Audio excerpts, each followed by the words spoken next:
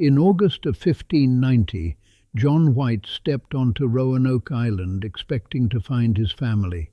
Instead, he found silence.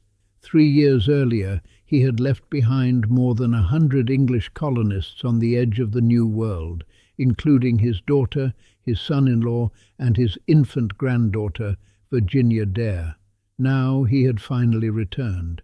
But there were no voices, no smoke rising from cooking fires, no children running between the houses, no one waiting on the shore. The settlement was empty. The buildings had been taken apart. The people were gone. And the only message left behind was a single word carved into wood, Croatoan.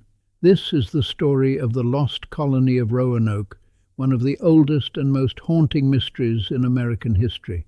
But the real mystery may not be that the colonists disappeared.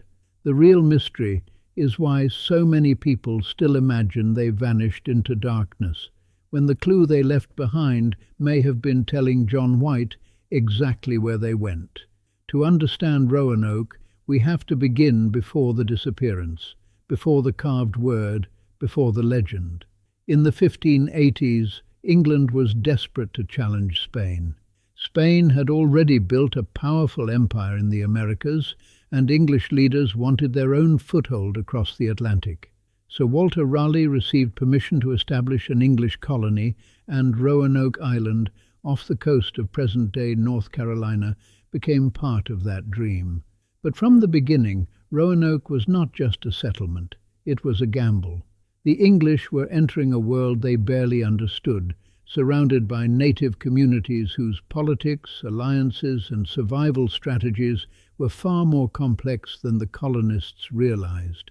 The first English efforts in the region had already created tension. There had been misunderstandings, shortages, violence, and fear. By the time John White led a new group of colonists to Roanoke in 1587, the island was already carrying the weight of earlier failures. White's colonists were not supposed to stay there permanently. Their intended destination was farther north, near the Chesapeake Bay, but the voyage did not go as planned. The ship's pilot, Simon Fernandez, refused to take them farther. Whether because of timing, risk, or his own priorities, he left them at Roanoke. So the colonists found themselves stranded in a place that was never meant to be their final home. That detail matters. The lost colony did not begin with a mysterious disappearance. It began with people being left in the wrong place at the wrong time, with fragile supplies, uncertain alliances, and winter approaching. Then the situation grew worse. Soon after the colonists arrived, a man named George Howe was killed while searching for food. The English retaliated, but in the confusion they attacked the wrong native community. Instead of restoring security, they deepened the danger around them. Trust was damaged, food was uncertain, help was far away, and the colonists began to understand that survival on Roanoke would not be easy. Then, in August, something hopeful happened. Virginia Dare was born, the first English child born in the New World. To the colonists, her birth must have felt like a sign that this settlement could become something permanent. But hope does not feed a colony. Hope does not repair a broken alliance. Hope does not bring ships across the Atlantic. The settlers needed supplies, support, and more people, so they asked John White to return to England. For White, this decision was painful. He was leaving behind his daughter, Eleanor, his son-in-law, Ananias Dare, and his newborn granddaughter. But he agreed. Before he left, the colonists made a plan. If they had to abandon Roanoke before he returned, they would carve the name of their destination into a tree or post. If they were forced away by violence, they would add a cross. It was a simple system, but in a world of storms, war, and distance, it was all they had. White sailed back to England expecting to return quickly, but history got in the way. England and Spain were moving toward war. In 1588, the Spanish Armada threatened England, and ships that might have carried White back to Roanoke were needed for national defense. Months became years. Imagine what that delay meant. In England, White knew his family was waiting across the ocean. On Roanoke, the colonists waited for sails that did not appear. Every passing season made the situation more desperate. Food would have become harder to secure. Relations with nearby native groups would have mattered more. The ocean which had brought them there now trapped them. This is one of the darkest psychological parts of the Roanoke story. Abandonment does not always happen because someone chooses to abandon you. Sometimes it happens because systems fail, because politics shift, because war interrupts rescue, and because the people in danger are too far away to be heard. Finally, in 1590, John White found a way back. He reached Roanoke on August 18th, the third birthday of Virginia Dare. That date alone makes the story feel almost unbearable. A grandfather returning on his granddaughter's birthday, hoping to find a living colony, perhaps a child now old enough to speak his name. But when he arrived, he found the settlement deserted. His belongings had been damaged by weather. The houses were gone or dismantled. There were no bodies, no graves, no obvious sign of battle, no message of panic. Then he saw the letters CRO carved into a tree, and later, on a post of the palisade, the full word Croatoan. To modern audiences, that word often feels sinister, like a curse or a warning. But to John White it probably meant something much more practical. Croatoan was both a place and a people. It referred to the Croatoan people who lived around present-day Hatteras Island. It was also connected to Manteo, a native ally of the English who had worked closely with them. Most importantly, White did not find the cross that would have signaled the colonists were forced away. In his mind, the message may have been clear. They had moved to Croatoan, and yet he never reached them. A storm disrupted the search. The ship was forced away. White returned to England without ever confirming what happened to his family. That is where the legend begins. Not with a colony swallowed by the forest, not with proof of massacre, not with evidence of supernatural horror, but with a message that could not be followed. Over the centuries, people have filled that silence with theories. Maybe the colonists were killed by native groups. Maybe they starved. Maybe disease destroyed them. Maybe a hurricane forced them away. Maybe the Spanish attacked. Maybe they tried to reach the Chesapeake. Maybe they moved inland. Maybe they joined the Croatoan people and were absorbed into native communities. Some theories sound dramatic, but the evidence is thin. When White returned, he did not find signs of a massacre. He did not find graves. He did not find destroyed buildings in the way a sudden disaster might leave behind.